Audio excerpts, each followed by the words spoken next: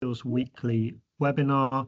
This is the 5th in our series of weekly webinars on all things academic skills. We usually have a particular focus on writing and the relationship between reading and writing, and today's session is no different to that. We're going to continue thinking about assignments and how we tackle assignments, and we're going to do so by looking at the relationship between reading, thinking and writing, and what I am calling taking a position. So there's a Menti that we're using, and there's a link to that in the chat. You can join the Menti by going to menti.com and typing the number 2421 2664, which is on the screen. We're going to start with a couple of questions. Now, in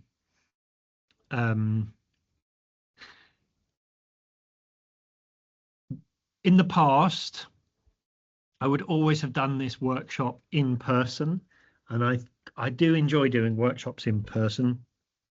It's a little bit different doing webinars when I can't see people's faces and I can't hear their voices.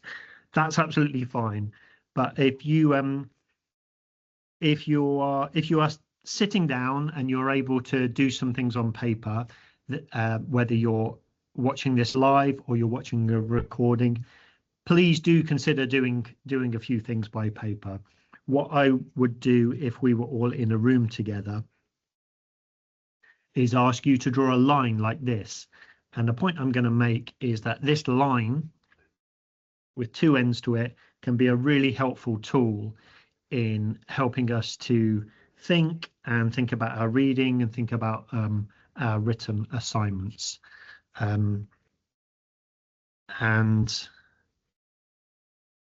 My wife is messaging me right now, and I'm not sure, like, is it rude of me to respond to my wife right now? I'm going to respond to her after I've asked you a question, because I don't think it's too urgent. But nothing is more important than my wife, obviously. So question one, really simple. If you're doing this on paper, you can draw a line, and on one end of the line, you should label the one end of the line wide awake and the other end of the line fast asleep. And my question is, how tired are you? And I'm so upset that I've got a typo in my Menti slide. I'm trying to do too much work these days, but there you go. How tired are you? We've got a kind of like scale of 0 to 10, 10 being you're absolutely wide awake. I'm really curious to know how anyone could be really wide awake at 4 o'clock in the afternoon. While you're answering this question, I'm going to wait until everyone in the Menti has answered the question. We've got more than half of the people in the webinar are not on the Menti, so please do try to join the Menti if you can. It will enable you to participate. I've put a link in the chat. We've still got people joining, but there you go. Here's my question for you is, how tired are you? I'm pleased to see that nobody's fast asleep, but of course, if you were fast asleep, you wouldn't be able to answer my question. Right.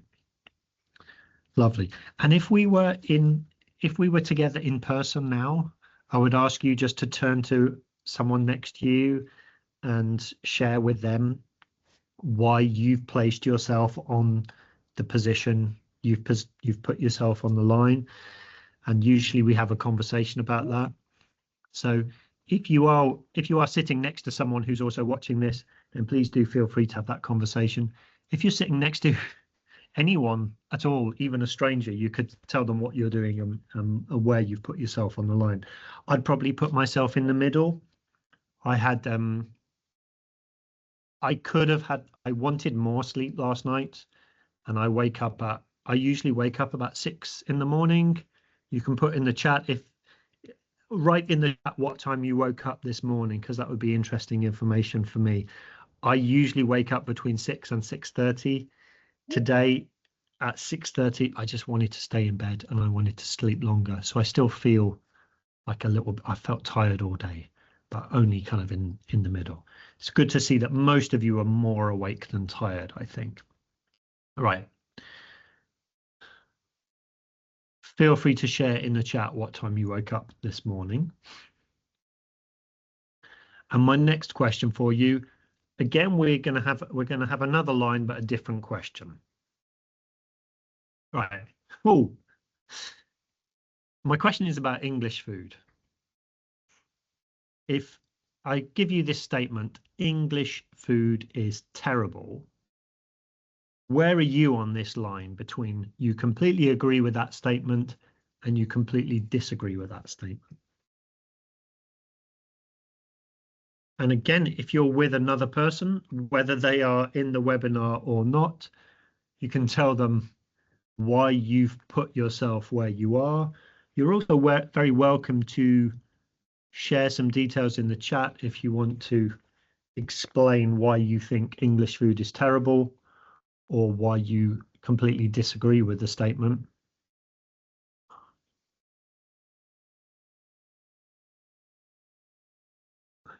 I will share with you that I've been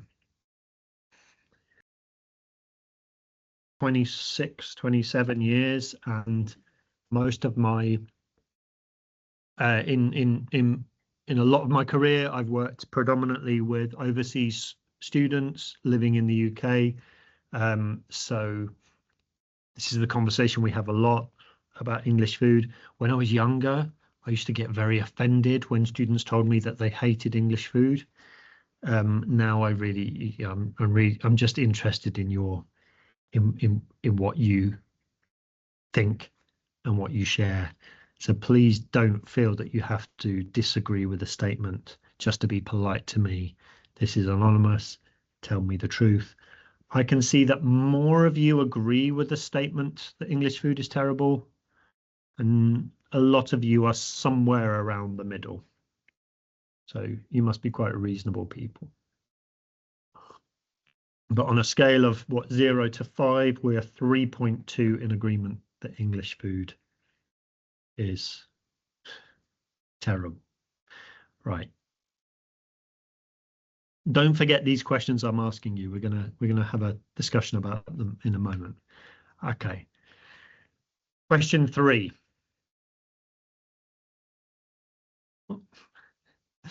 At least one person answers straight away.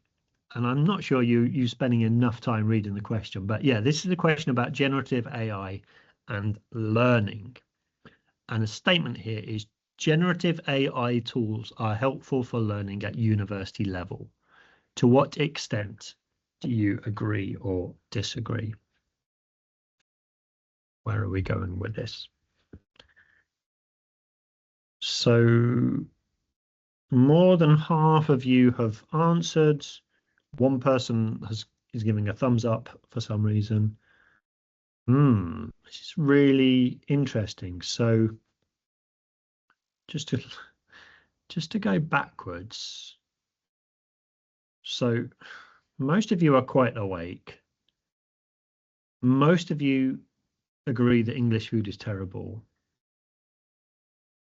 But a larger majority of you think that generative AI tools are helpful for learning at university level. And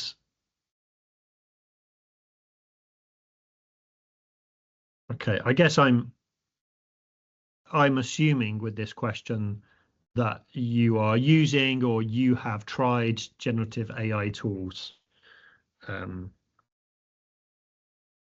to help you in different ways at university level. And I guess it's only fair if I share something here, because please don't change your answer, because I get a little bit worried about generative AI tools and learning. Because if you use generative AI tools to produce things for you, then it can be a shortcut that bypasses learning. But if you use generative AI tools to ask you questions, then I think you might get a different result. So I feel like I'm very busy, and I'm sure that many of you will feel very busy. Sometimes I want to spend some time doing some writing, but I also have to do something else, like housework, or I'm driving somewhere. And I can't write and do housework at the sorry, I can't write and do housework at the same time. I definitely can't write and drive at the same time. However, I can speak and do that. I can speak while I'm doing housework, and I can speak and drive at the same time. So I feel like it's okay to record my own voice. Like in before the days of generative AI, it was perfectly normal for lots of people who like to write and record their thoughts to walk around with an audio recorder and record things and then listen back later. But of course, now with generative AI tools, I can record my voice and then use a tool to give me a transcription of what I've written, put it into a paragraph. I can say maintain the language that I've used, don't change my ideas, don't change my words. And then I'm just using it as a kind of secretary, right? I feel like that's not a bad thing to do. And if I give a generative AI tool a series of questions, so it can ask me those questions, I can answer in my own words and keep a record of how I'm answering, but I can get the generative AI tool to ask me things like, why do you think that? How do you know that? And then I have to explain myself. I have to provide references to sources. I think that's not a bad way to help me kind of learn and test my learning. But I'm really worried about using generative AI as a source of information, because it isn't one. All right, so next slide. So far, I have asked you 3 questions, and I think the questions I've asked have been quite different. And just to remind you, because I'm going to ask you a question about this, question 1 was, how tired are you? Question 2 is, do you agree or disagree that English food is terrible? And the third was, to what extent do you agree or disagree that generative AI tools are helpful for learning at university level? Right? Okay. What do you think? What do you notice? Do you notice anything about the questions I've asked? In what ways are they different? I've asked you, how tired are you? I've asked you, do you agree or disagree that English food is terrible? And I asked you, to what extent do you agree or disagree that generative AI tools are helpful for learning at university, specifically at university? So what do you notice? Clearly, those 3 questions weren't exactly the same. So in what ways were they different? One of the questions is more academic based. You'll have to tell me which one of the questions. And I think I would like to know, if you think that one of those questions is more academic, what is academic? Which question are you talking about, and what makes it academic?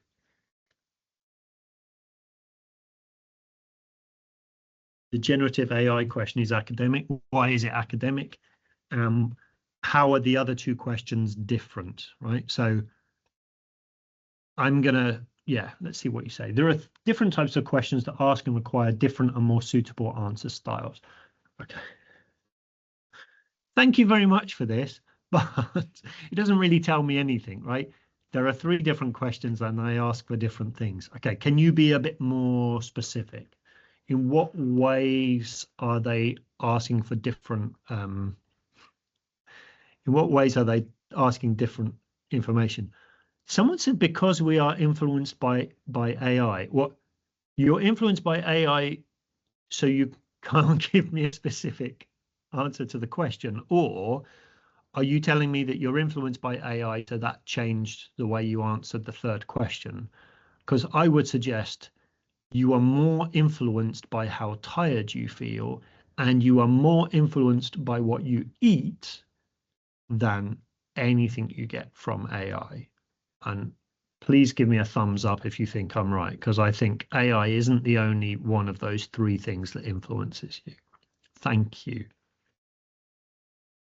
Anything else you notice? The difference between the three questions?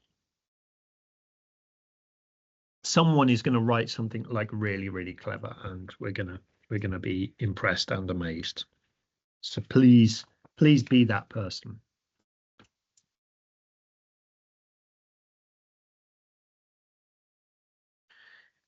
If you've just joined the webinar, you can follow the link in the chat to the Menti and participate. So these questions are general ones. Okay, the question is, what is the difference between them? If you say these questions are general, you're telling me what they have in common. And I would say they're not general questions. They're asking actually for quite specific types of information.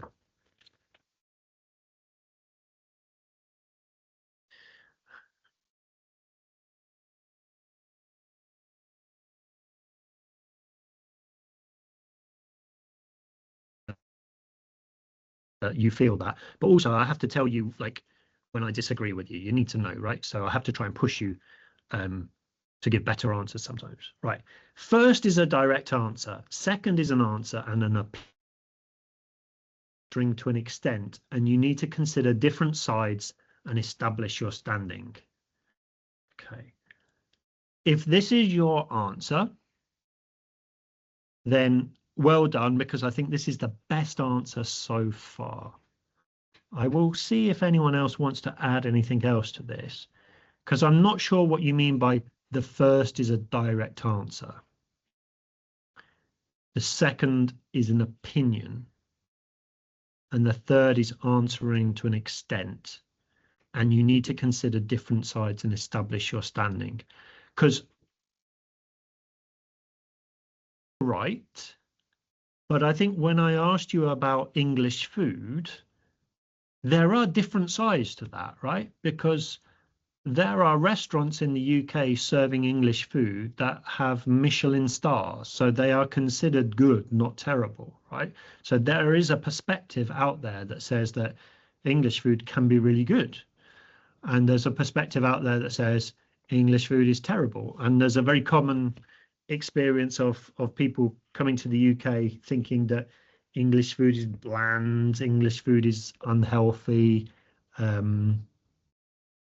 mean, some people, yeah, might think the flavors are too strong or not strong enough. Okay, different questions have different answers. This is all true.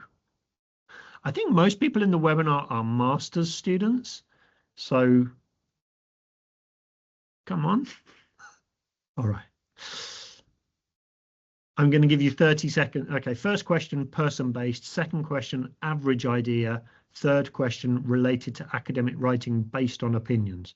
I think between these two answers here, these two longer answers, you're kind of close to, I think, why I asked the three questions. So each of my questions represent a type of question. So thank you very much.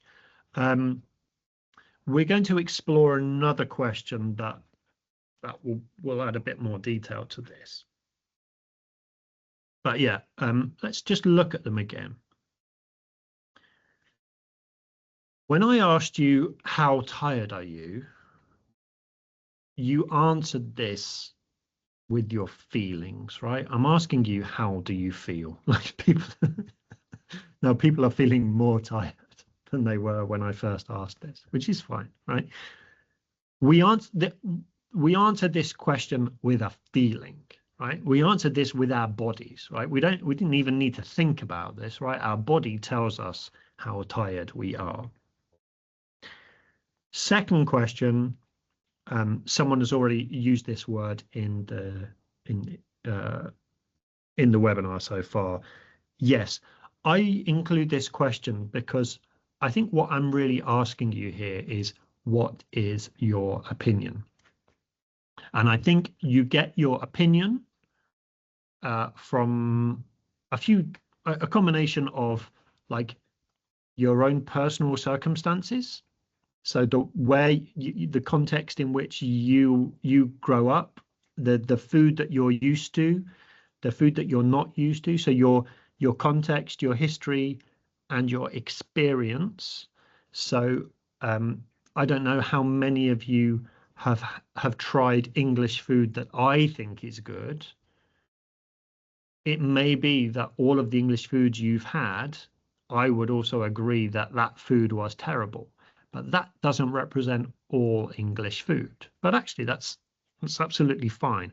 You know what you've tried, and your opinion is based on your experience, your personal experience, and your personal preferences.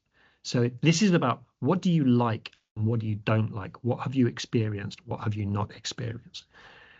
Your answer to this question really depends on those things. It depends on who you are, where you're from, what you like normally, and what you've tried so far.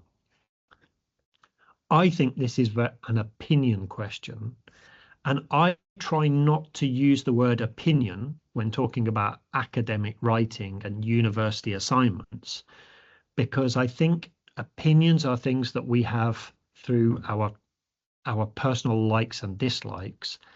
And usually with academic writing, we're not asking about personal likes and dislikes and just personal experience.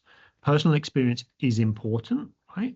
And who you are is really important. But if we think about your thoughts about English food being an opinion based on what you like, what you don't like, and what you've tried, that is different for me to what I was asking you in question 3. Now, this is not a perfect example. We're going to look at another example, which I think is better, but we have to start somewhere. Now here, I really like the answer, this idea that the third is answering to an extent, and you need to consider different sides and establish your standing, right? This answer here said third question is related to academic writing based on opinions. So I don't like the word opinion. I like the word position, right? I think I'm asking you to take a position in relation to a subject which I think you have some knowledge. Now, I may be wrong. You might not have any knowledge and you might not have any experience. But I think if you're in this webinar, you've probably tested some Gen AI tools. You've probably seen what they can do and what they can't do. I hope you've read something about like how these things work, where the data comes from. I hope you've got some understanding of what you can trust and what you can't trust. So I think you should have some knowledge, and I think you will know what some of the criticisms and limitations of generative AI are, and what some of the claims are about what it can do well. And that's why I think this is a bit more than your opinion. I'm not asking you if you like it or not. I'm asking whether you think it's helpful for learning. So here, I've moved from asking you about your feelings to your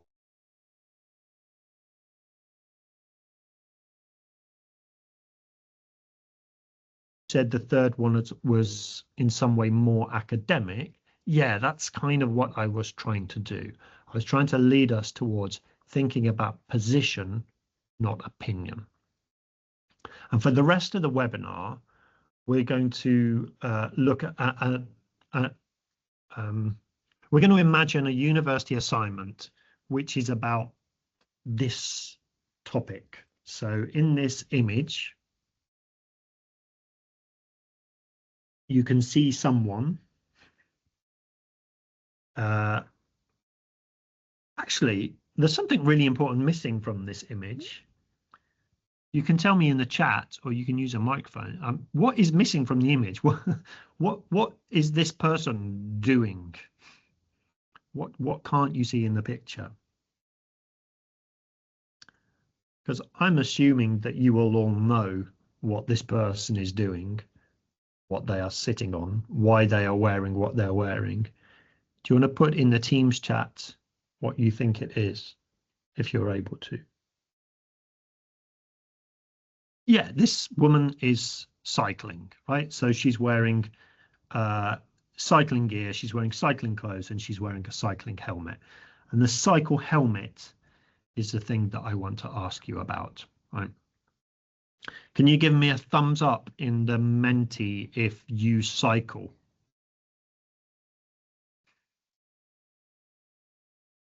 Couple of thumbs up.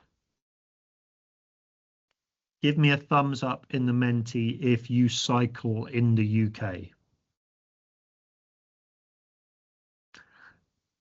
Nobody.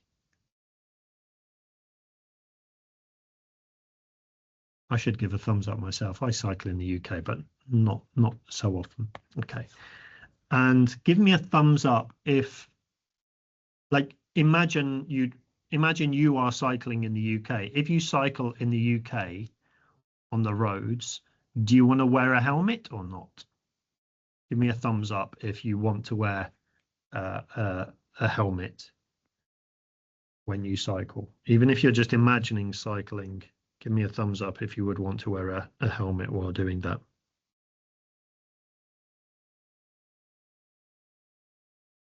Right, lots of thumbs up there. So I think people in this group must be quite pro cycling helmet. Now, this isn't an interactive line, but what we're going to do is consider an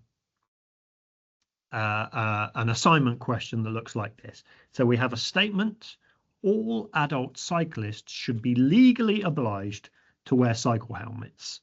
And then the question is, to what extent do you agree or disagree? Now, if you have a piece of paper or you can draw a line somewhere, you can draw that line, and on one end, you either completely agree or the other end completely disagree.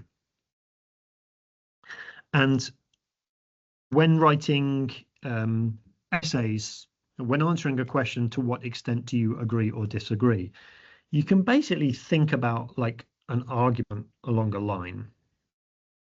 And you think, on this line are all the different positions that someone might have in relation to this question. So, for example, a company that manufactures cycle helmets would probably strongly agree with the idea that all adult cyclists should be legally obliged to wear them because, you know, there's a benefit to them. And possibly, if you own a shop where you sell bicycles but not helmets, you might think twice about this question. Think, you know what? If everyone has to wear cycle helmets, that might discourage some people from riding bikes because, you know, someone like me, I don't want to mess up my hair. There might be, you know, there might be a consideration like that. If you were in the police force and there was a law coming in, all adult cyclists should be legally obliged to wear cycle helmets. Now, if I was in the police and a law was coming in about wearing cycle helmets, I might personally think that that's a good idea, but from a professional perspective, I might think, you know what? How are we going to enforce that law? We're already really, really busy and we've got other kind of crimes to worry about. If I have to stop and arrest everyone that I see who's not wearing a cycle helmet on a bike, I think I might miss some more serious crime, or I don't know if I've got the resources to do this. So actually, if we start to imagine, just as a brainstorming activity, if we start to imagine how different people might hold a different position about this question for different reasons, it's just a way of starting to think not just about our own, what's my opinion, what's my feeling, but just being kind of, okay, what might the positions be in relation to this? Okay. Now, when we looked at the question about generative AI, I just asked you to state your position on a line. When you write a university assignment, this is not where you start. When you are writing a university assignment or you're doing any academic writing, you need to start with reading. Okay, so we're going to look in a moment at some different text. I'm gonna read some short extracts to you so that we can start with reading. But before we do that, can I just ask you what reasons there might be either for or against making it a legal requirement for cyclists to wear helmets? Let's just get a few ideas together via the Menti. You don't need to write much. You can keep it short and simple, but maybe start your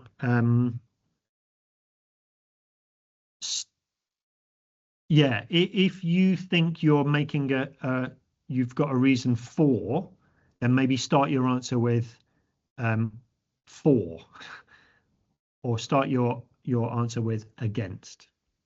So I guess that's saying safety and prevent accidents, improve safety and protection. These are all similar things, aren't they? I think you might be giving these as reasons for making it a legal requirement. Thank you. I'm glad that someone was listening to me. My hairstyle is already bad, but wearing a helmet is going to make my hairstyle even worse. Like if you just write the word style, I don't know if you think that cycle helmets are stylish or not. Thank you very much. Someone suggested that there is an extra cost of wearing helmets or buying helmets. Yeah, so it's expensive. That's nice. One reason for is for safety and preventing head trauma. One reason against is about freedom, like the freedom to make your own decision. So if I want to ride a bike, if I want to endanger myself by cycling without a helmet, then that's my choice. That's really interesting because I think you can travel. I'm probably much older than everyone else in the webinar. But I think I can remember a time when it wasn't a legal requirement to wear a seatbelt in a car. And I can remember people making this argument against wearing seatbelts in cars. Great, thank you for your responses. Cycling causes public disturbance. Interesting. I don't know where you have experienced this, but I don't know if you're saying this from the perspective of a pedestrian or a driver. I know there are people, there are motorists in the UK who don't like cyclists. Okay. Bicycles don't have airbags. I guess you're saying that's a reason to wear a helmet. Lovely. Thank you very much for your responses. But look, these are good informed responses, but we didn't do what I said we needed to do, right? We should start with reading. Do you remember if you've watched or attended previous webinars, I introduced a question early on, who is in the room? Because we spoke about academic at a party, right? And one way of thinking about any academic discussion, academic discourse, any reading is to think of it, if it's a conversation in a room, who are the people in a room? Also in a previous webinar, I spoke about how I use a tool called Zotero to develop to produce my reference lists. And this is my so last night I created a folder in Zotero and I took 10 articles, 10 sources about wearing bicycle helmets and whether it's a helpful thing or not. And I put them all into a Zotero folder like this. And I just wanted to demonstrate that this is how this is how a tool like Zotero or Mendeley works. I just had like I had PDF files and I had one URL from a World Health Organization website, and I just dragged them all into Zotero, and then Zotero identified information for me. So it uses metadata to recognize like the title of the text and the author of the text. You can see it's not absolutely perfect because there's a text that I've highlighted: cycling and walking can help reduce physical inactivity and air pollution.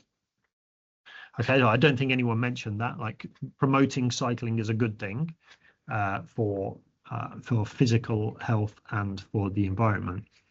Now, this is from a web page from the World Health Organization, but Zotero didn't realize that the author was the World Health Organization. So, like, I use a tool like this to help me organize my files and my reading. I use it to take digital notes and to export my notes and keep them organized. But I do have to be careful because it doesn't always record every piece of information I need. Now, last night it took me about 1 minute to import these files into Zotero and then to generate this reference list in the style here is Cite Them Right Harvard. So every week when I do these webinars, someone requests at the end, can you do a workshop on a particular referencing style? I have to repeat every week, like, there isn't a single referencing style used in every course in the University of Hertfordshire. Doing referencing is not difficult if you use a tool like Cite Them Right. As part of your university account, you have access to this and it will show you how to do everything. But my lovely colleagues who work in the learning resource centres run like workshops and provide online resources for stuff like this. So I'm not going to do any webinars telling you how to make the references, but we're going to do something really important now in terms of how we start with the sources, extract ideas, and move towards writing. But this is my reference list. I've got 9 articles here. I don't have my World Health Organization text, so I'll have to add that later. But this is more or less complete as a reference list. I'd need to check and tidy it up. What I'm going to do now is share some highlights from my Zotero folder. And wherever you are watching this, you have a really important job to do. I appreciate this won't be as interactive as most of the webinars because I'm going to be reading the text aloud. Now, you can read the text for yourself, of course, but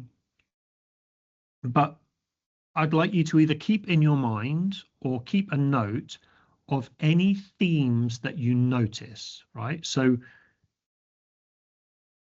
when I ask you these questions about what reasons there might be either for or against making it a legal requirement for cyclists to wear helmets, I think we had like finance, safety, style, and maybe freedom. Okay, that's great. But I think, are not experts in cycling and cycle helmets.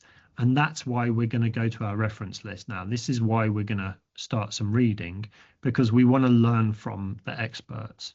And we didn't come to university in order just to tell everyone what we already thought before we came to university. The whole purpose here is to learn. So maybe we're going to explore some new themes. Maybe we're going to be introduced to some new perspectives, right?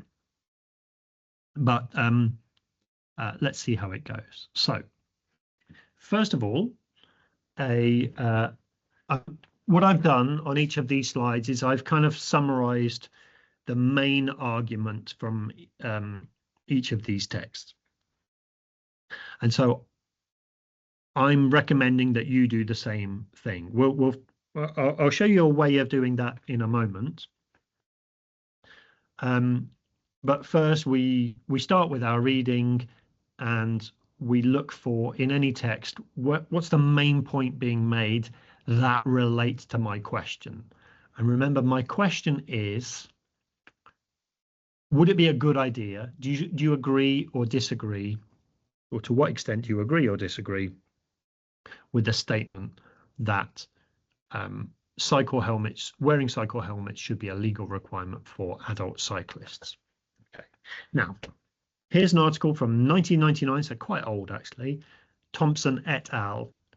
Many case control studies have shown that people wearing helmets are less likely to have a head injury. Such findings suggest that for individuals, helmets confer a benefit. And this kind of matches what we were expecting before, right? Like wearing a cycle helmet reduces the risk of a head injury. Great. Okay. Now, Dennis et al. 2013. The effect of Canadian helmet legislation on hospital admission for cycling head injuries seems to have been minimal. Okay. Now, I don't know about you, but this suddenly seemed like a surprise to me, right? We didn't seem I didn't feel surprised by this statement. Like I read this and okay, yeah. When in controlled studies, wearing a helmet can help with a head injury. But in Canada, when they introduced a law to say that cyclists had to wear helmets, there wasn't really any impact on the number of people going to hospital with head injuries. So that's something for us to think about. And maybe it's because you can introduce a law, but it doesn't mean that people will actually then wear the helmets. Or maybe there's something else going on. Maybe the helmet doesn't always protect us fully from the head injury. Let's read further, see if we see any other themes develop.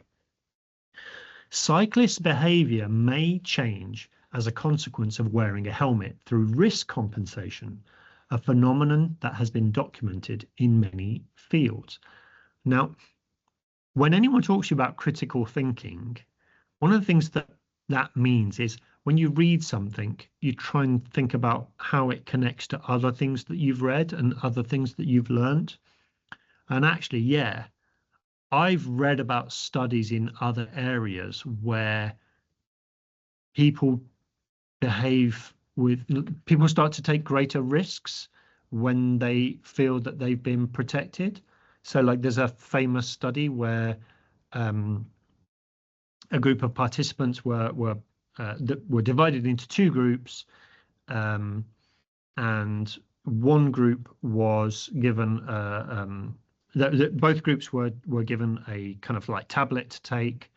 One group was told that it was a vitamin tablet and it had health benefits. The other group were told that it was just a placebo and it would do nothing for their health. And then the groups were observed after the activity, and the group more members of the group who took the vitamin smoked when they went outside.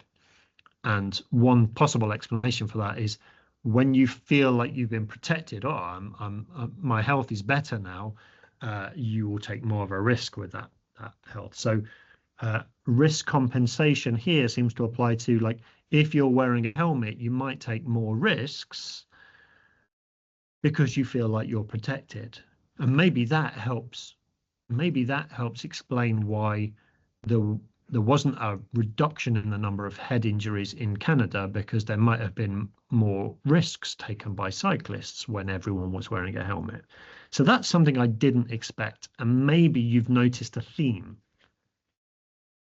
So next source, a study by Walker et al. 2014 suggests that drivers give larger clearance to cyclists without a helmet. So this article, what they found, and it wasn't a huge study, I think there was only actually one participant. What they did is they looked at they followed a cyclist wearing a helmet and they followed a cyclist not wearing a helmet, and they noticed what happened when cars passed the cyclist. And when the cyclist was wearing a helmet, the car passed more closely. So like the drivers are thinking, oh, this person is protected because they've got a helmet, so I don't need to be, so I can take more of a risk. So maybe there was a there's an extra risk incurred because of the driver's attitude to cyclists wearing helmets. Okay, so I need to do some work on this reference because I think this is from the World Health Organization. I don't know what the date was. So the reference that Zotero gave me for it, I'm not sure it's complete yet, but this is what I read from the World Health Organization. Even if helmets do have an effect on head injury rates, it would not necessarily follow that legislation would have public health benefits overall. This is because of second-round effects, such as changes in cycling rates, which may affect individual and population health. Modelling studies have generally concluded that regular cyclists live longer because the health effects of cycling far outweigh the risk of crashes. So here, what the World Health Organization is telling us is the good thing about cycling is, okay, it's good for the environment, but it's good for your health because of the exercise, right? There is a risk that you might have a crash and hurt your head, but for better overall health, we basically just need more people to be cycling. And one of the arguments might be that if you tell people they can only cycle when they've got a hat to wear, it might reduce the amount of cycling they do. Because if I see a bike but I don't have my helmet, I can't ride the bike. Or, as we've said before, if I'm worried about my hair, I don't want to mess my hair up, so I drive instead of cycling. Not a great example. De Jong, 2012. The trade-off between health benefits and possible dangers of cycling depends crucially, however, on the absolute risk of an accident. Any true reduction in the relative risk of head injury will have a greater impact where crashes are more common, such as for children. So if you remember the last webinar, we spoke about concept, function, and scope. The scope of our question is very specifically about adults. Here's a source that says that crashes are more common for children. Maybe wearing cycle helmets would have a much better impact on children and children's safety, and possibly not so much on adults, because as we've seen with the other sources, wearing a helmet might actually increase the chances that you have a crash. This is Fierhi et al. 2012. The impact on all-cause mortality and on head injuries may be even further complicated if legislation, that's like the law saying that you must wear a helmet, has varying effects on different groups. For example, a recent study identified two broad subpopulations of cyclists. One speed-happy group that cycle fast and have lots of cycle equipment, including helmets, and one traditional kind of cyclist without much equipment, cycling slowly. The study concluded that compulsory cycle helmet legislation may selectively reduce cycling in the second group. Now, I think this is what we've already said, right? So there are some people who are going to cycle anyway, and they like wearing all the equipment and they go really fast. But if you say that everyone needs to wear a helmet, then even the people who just cycle slowly and just on a safe path, they will potentially stop cycling because they don't want to wear a helmet, or because they don't have a helmet. Or, as people said earlier, they might find it too expensive to buy a helmet. Robinson, 2005, says there are even more complex second-round effects if each individual cyclist safety is improved by increased cycle density through safety in numbers, a phenomenon known as Smead's law. So when I read this article, what I understood from it was the more people who cycle, the safer cycling becomes. And there are lots of reasons for that. Like the local government might make it possible, might create like cycle paths so you don't have to cycle in the same place as cars. Drivers are used to there being cyclists on the road, so they're more careful. If a law saying that you have to wear a helmet reduces the number of people cycling on the road, it might make cycling less safe. I actually recognize this myself because my very first teaching job was in Italy. And when I moved to Italy, I lived in a town where everybody cycled. The roads were flat. They were full of bikes all the time, and you very rarely saw anyone have an accident. Like the cars knew that there would be bikes in the cars, and people drove their cars very slowly and carefully in areas where there were lots of people cycling. So I think I can relate to this. Okay. We're nearly done with our reading, but notice that all we're doing is we're trying to capture the main point of each source that we read and consider how it helps us answer our question. So statistical models for the overall impact of helmet habits are inevitably complex and based on speculative assumptions. So maybe this is too complicated to have a if we strongly agree or strongly disagree on this subject, that might not be a smart answer because it's clearly a complex issue. Okay. So my final text, I think this is my final text, Slovich et al. There's methodological complexity, there's politics, culture, psychology.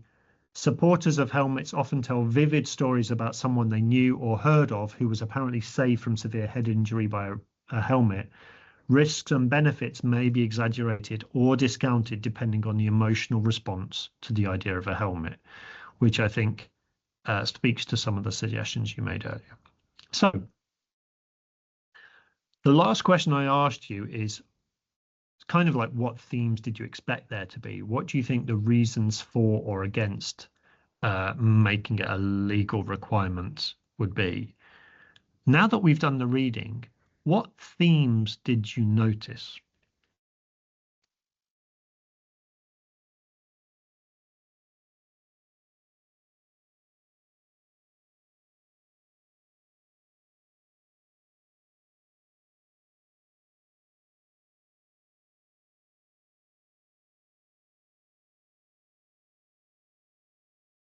Got some words appearing.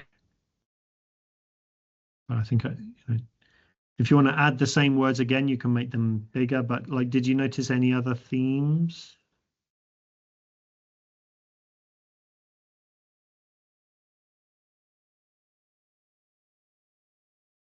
Effects towards children. Okay.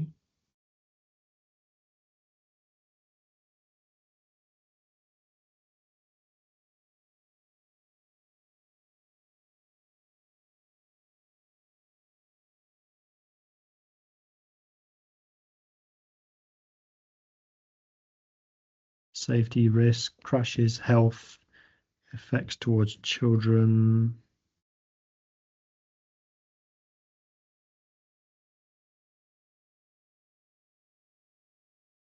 Support.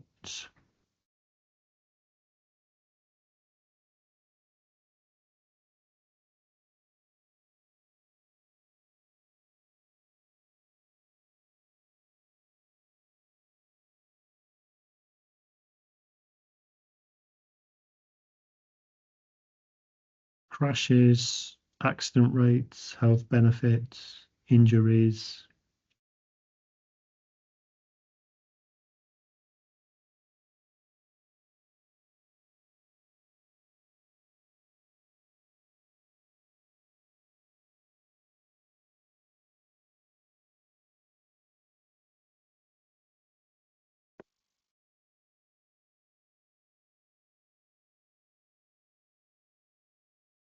I'm just going to cycle back through the texts. So any words that jump out. Here we've got a hospital admission there. Risk is there, isn't it? Perhaps this is also about risk.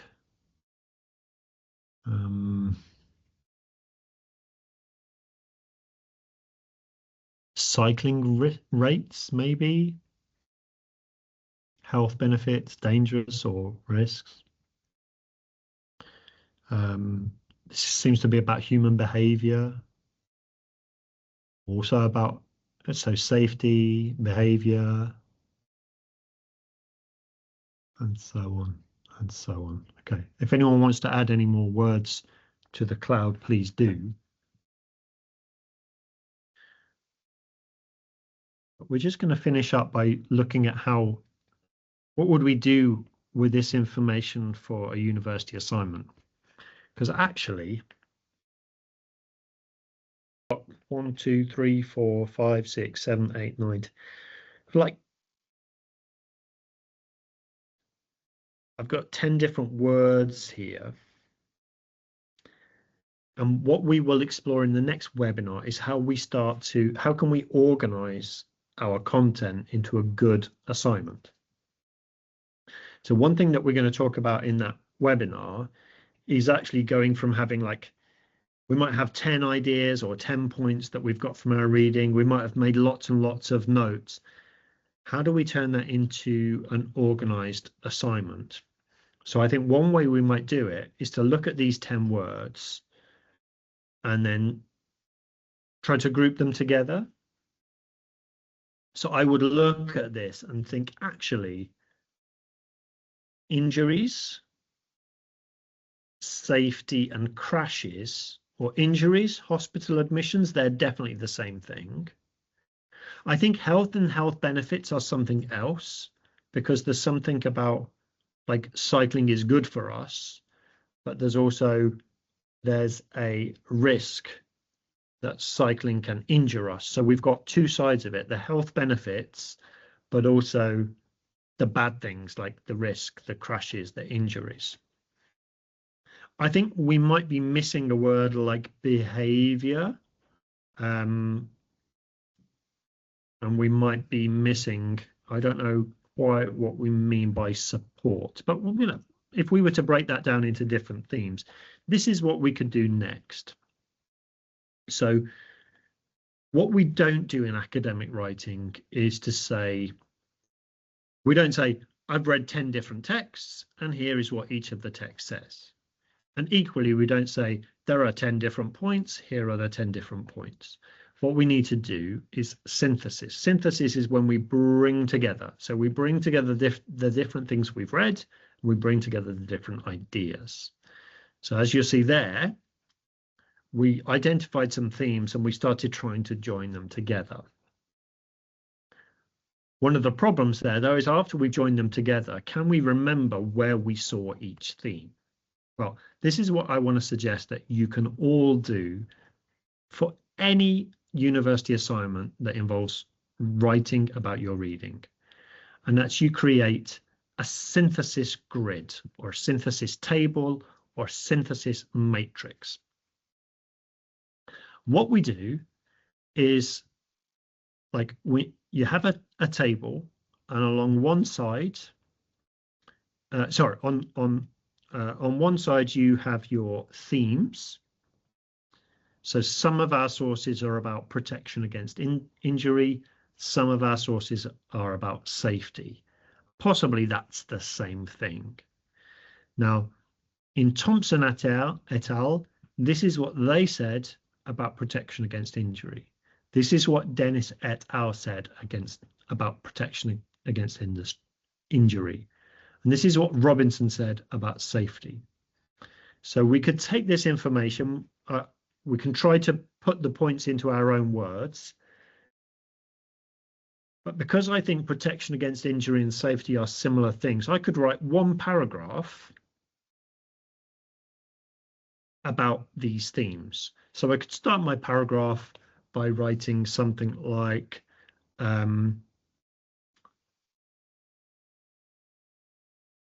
the introduction of a law requiring cyclists to wear helmets when riding a bike, when riding a bicycle, would help protect cyclists against injury, making cycling more safe. And then I make the point that Thompson et al. And Dennis et al. Say about protecting against injury, and then I write the point about safety. I've got 3 different sources that say quite a lot about risk. So maybe I'm going to have one paragraph that says, actually, introducing a law that requires people to wear a cycling helmet might actually increase the risk to cyclists. And I've got 3 different sources that give me reasons why that might be the case. And then I'm showing my thinking, I'm showing the research I've done, I'm showing that I've done some reading, I've understood it, I'm putting it together, and I'm able to write a paragraph about risk. The World Health Organization and Ferrier et al. Both address something that I've identified as public health issues. Okay, so it's more than just individual health, there's also a public health issue. So maybe I could write a paragraph about that. And I would do it by basically discussing the points made by each of my sources, providing references. And I hope you can see that actually at the reading stage, if we start to just write some simple notes into a grid, we could later turn that grid into 1, 2, 3 paragraphs. My 3 paragraphs are referring to 8 different sources. And I think if that was my first piece of university writing, I'd be doing a pretty good job of that. Like three paragraphs, each paragraph about a different theme on the in relation to the question, and each one drawing on my reading in 2 or more sources. I might want to add a paragraph about complexity. I've got 2 more sources that talk about that. Hopefully that makes sense. I'd be happy if you want to give me a thumbs up if it does make sense. But where we go from there is, well, when we consider everything that we've read, what does that mean in relation to our position?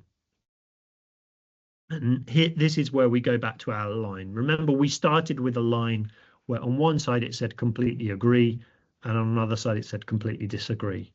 And now if I consider all my different themes, actually, if I'm just interested in protection against industries, sorry, that's twice I've said that. If I'm only interested in protection against injuries, then yeah, I probably agree that it would be good for everyone to wear a helmet. However, if I'm thinking about safety, what I've read has actually suggested that a law to make people wear cycle helmets doesn't actually make them more safe. So I'm actually, the issue on safety is probably here. Risk and public health issues also make me think, from a risk and public health perspective, it's not a great idea to have a law that tells everyone to wear cycle helmets. And when we consider all of the complexity, it's probably somewhere in the middle. Now, I personally found that, like, if I answered the question in terms of my opinion, which is about my feelings, you know, what I like, what I don't like, and my personal experience, I might have been somewhere closer to agree. But when I did the reading, I found my position moved. And this is my position in relation to all the different themes and authors I've read. Remember that question, who's in the room? An important question, an important part of the question, who's in the room, is also, where are you in the room? Who do you agree with? Who do you disagree with? Which authors are you close to? Which authors are you not close to? And when you've decided what your position is, again, we'll do some more examples of this next week when we think about structuring arguments and organizing our writing. But actually, if I know my position is also going to be my conclusion, right? So I think I might start as far from my concluding point as possible. I might start by writing about this, and then this, and then this, before saying it's all very, very complex, and that's why I'm here. Okay. That is how I would address that question.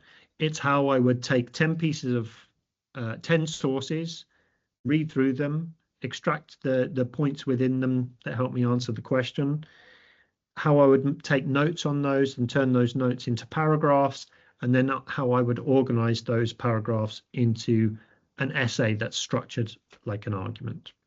Okay. If you'd like a model of this type of writing, actually everything we've covered in this webinar comes from an article, a very short article from the British Medical Journal called Bicycle Helmets and the Law by actually quite a famous person in the UK, a guy called Ben Goldacre, who wrote a lovely book called Bad Science. I think he's a good writer. I think he's a good communicator.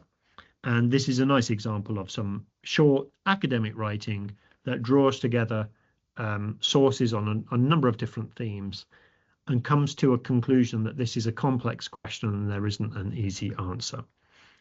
On Canvas, on our Canvas site, I've got a link to this article. So if you want to read it for yourself to see an example of how all of these different sources come together in one place, then follow that link and read it. And we've already covered what the arguments are, so I think you should already understand the content, and hopefully this will just show you what it looks like as a very concise and precise piece of writing. Please notice, however, that in the British Medical Journal, the referencing style is a numerical system, so that's why you see numbers 1, 2, 3, 4, and so on. When you look at the end of the text, you'll see a reference list that gives you the full details for each of those texts. Most of the courses that we teach at the University of Hertfordshire use author date systems, which I've used in my examples. Okay. If you'd like to register your attendance from this session, please use the QR code here. I will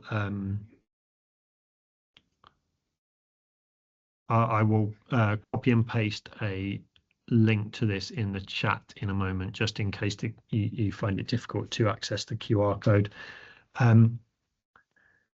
When registering your attendance of this session or letting me know that you've seen the video recording, you can also share any thoughts you've got, any comments, questions, requests for future webinars on the form. I'll come back to that in a moment, but just to say in the next webinar, we'll be looking, as I've said, at structuring your assignment. And if you want to email me with any questions, concerns or feedback, you can use my email address, m.holloway3@herts.ac.uk. But you're also very welcome to do it via the Microsoft form. And I am going to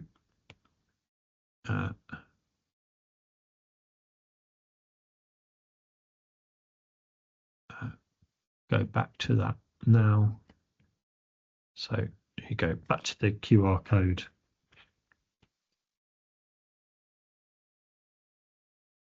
And I'll put, after I've stopped recording, I'll put a URL link into the chat if you need it as well. If anyone has any immediate questions that you'd like to ask, either via the chat or using your microphone, I will be silent for 60 seconds and give you the chance to say whatever you want to say or ask whatever you want to ask. But otherwise, thank you very much for attending or watching and giving your time to this. If you try the synthesis matrix for the next piece of writing that you have to do, please do let me know how it goes. If you'd like to speak to someone one-to-one about the process or look together at a piece of writing that you're doing, some work in progress, you can use, there's a member of my team, Herts Academic Skills, in the Learning Resource Centres every day between 10 and 5 p.m. So Monday to Wednesday, they are in College Lane in the Study Success Hub area on the same floor as the entrance. And Thursday and Friday, they're in De Havilland Learning Resource Centre, also in the Study Success Hub, which is immediately to your left after you enter the LRC. So a member of my team is there every day from 10 to 5, and you can talk to them about any element of academic skills and anything that you're finding interesting or difficult or challenging in your reading, writing, presentations, seminar discussions, lectures, note-taking, time management, critical thinking, any of those things. Nobody has asked a question, so I'm going to assume that there are no questions, and I'm going to wish you a very good evening, and I'll see you at the next webinar. Bye-bye.